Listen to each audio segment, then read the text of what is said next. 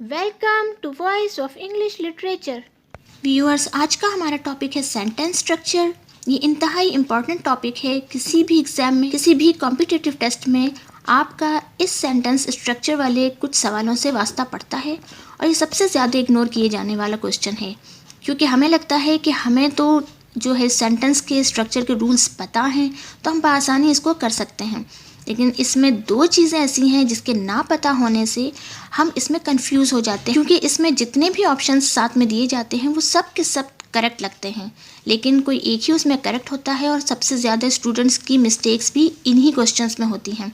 तो आज की इस वीडियो में हम सीखने वाले हैं दो ऐसी चीज़ें जिसको सीखने के बाद हमारे सेंटेंस स्ट्रक्चर वाले क्वेश्चंस करना बहुत आसान हो जाएंगे। तो वो दो चीज़ें कौन सी हैं, जिसको जानने के लिए हम वीडियो का बाकायदा आगाज़ कर लेते हैं। तो सबसे पहली चीज़ ये है कि हमें ग्रामेटिकल रूल्स का पता हो। अब सिंपली तो हमें पता होता है कि ग्रामेटिकल रूल्स यही हैं कि सब्जेक्ट हो, वर्ब हो, ऑब्जेक्ट हो, लेकिन यहाँ पे हमें ये नहीं चाहिए। हमें कुछ और रूल्स पता होने चाहिए जिसके बाद ही हम sentence structure questions easily solve कर लेंगे। दूसरी जो चीज़ है वो होती है सेंस, यानी कि हमें ये पता होना चाहिए कि इस जुमले का ये सेंस बनता है। इसमें हम चार ऑप्शंस फिर देख के आसानी से हमें पता चल जाएगा कि कौन सा ऑप्शन ठीक है। तो पहली चीज़ है कि ग्रामेटिकल रूल का पता हो, और वो कौन से रूल्स हैं वो हम आगे आपको बताते हैं। और दूसरी बात है कि हमें सेंस पता हो कि इस सेंटेंस का क्या सेंस निकलता है, जिसको देख के हम बिल्कुल सही वाले ऑप्शन पे टिक लगा सकते हैं। तो अब देखते हैं सबसे पहले रूल्स। यहाँ हम एक ऑप्शन लेते हैं।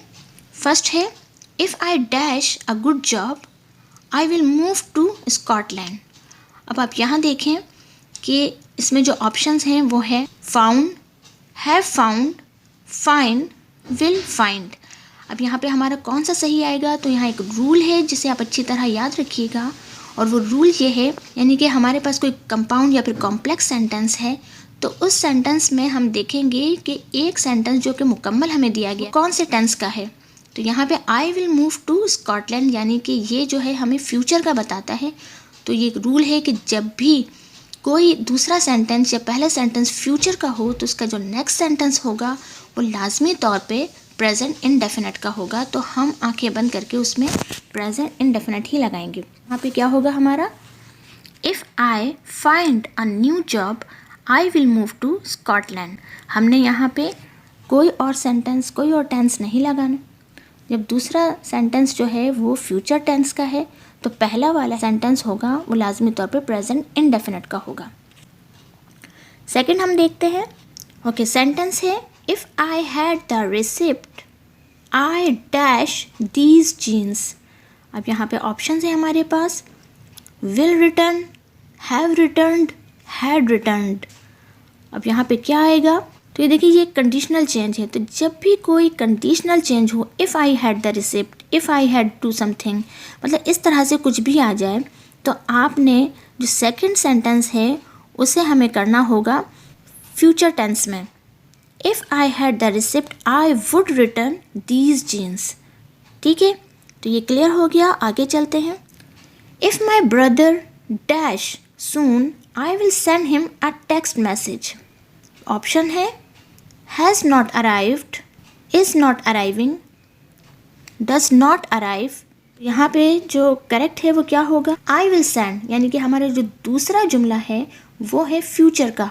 तो हमने आपको ये बताया था कि जब कोई दूसरा सेंटेंस फ्यूचर का हो तो पहला सेंटेंस प्रेजेंट इंडेफिनिट का होगा। तो हम यहाँ क्या लगाएंगे, if my brother does not arrive soon I will send him a text message. ठीक है, तो ये वाला रूल आपको क्लियर हो गया होगा। अगला देखते हैं। Hardly dash here in these forest. Option है A it does rain, B does it rain, C it rains, D rains. अब देखें हार्डली यहाँ पे एक एडवर्ब है। अच्छा, हमने आपको पहले भी बताया था कि जो ली वर्ड है, किसी भी लफ्ज़ के आखिर में अगर सुफिक्स लगता है ली का तो या तो वो एडवर्ब होते हैं या फिर एडजेक्टिव होते हैं। हमें इनका फ़र्क कैसे पता चलेगा कि ली लगने वाले जो वर्ड्स हैं वो एडवर्ब हैं या फिर एडजेक्टिव हैं।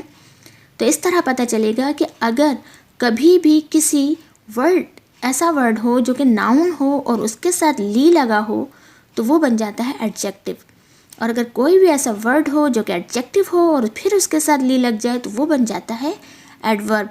अब यहाँ हार्डली है, हार्ड जो है वो एक एडजेक्टिव है, ली लगा दिया तो ये एक एडवर्ब बन गया। अच्छा, अब हम यहाँ देखते हैं कि हार्डली डैश हेयर।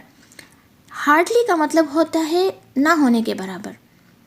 ठीक है, हार्डली यानी कि अगर शुरू में किसी भी सेंटेंस में एक ऐसा वर्ड आ जाए जो कि एडवर्ब हो तो एडवर्ब के साथ सबसे पहले जो चीज़ लगती है वो है हेल्पिंग वर्ब, ऑक्सिलरी वर्ब।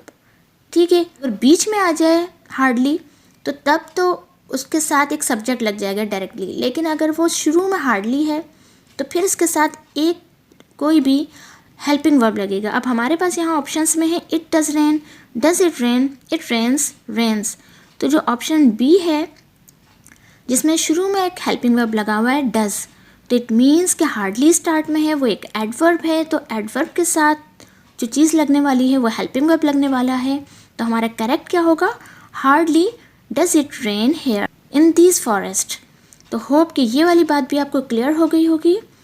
अगला देखते हैं टू रॉन्ग्स डैश राइट। ठीक है, ऑप्शंस देखते हैं। A don't make, B doesn't make a, C won't make a और डी डोंट मेक आ। अब यहाँ पे आप देखिए कि ये एक प्रोवर्ब है, तो प्रोवर्ब जब भी आपके पास आएंगे तो वो तो आपने याद ही करने हैं, उसमें ऐसे कोई रूल्स फॉलो नहीं होते। तो two wrongs don't make a right ये एक प्रोवर्ब है। ठीक है, तो ये डी ऑप्शन जो है करेक्ट होगा। नेक्स्ट है Andrew and Jessica help dash with their work. Options हैं A each other, B each one, C one another और डी देयर सेल्फ। अब यहाँ पे हमें सिंपली सेंस देखना है। जैसे हमने आपको कहा था कि रूल्स तो पता हो ही लेकिन सेंस भी पता हो कि इसमें कौन सा सेंस जो है वो काम करता है। Andrew and Jessica help each other with their work, मतलब सिंपली हमने ये हमें पता चल जाता है कि ये एक इसमें जो सेंस लगता है वो ईच वन नहीं लगेगा, वन एनदर नहीं लगेगा, देयर सेल्फ तो बिल्कुल रॉन्ग हो जाएगा। तो ईच अदर जो है ये बिल्कुल करेक्ट है। तो समटाइम्स हमें अपने सेंटेंसेस का सेंस पता होना बहुत ज़रूरी है। नेक्स्ट देखते हैं our skin cream contains only natural dash. Options A element, B parts, C ingredients और डी कंटेंट्स।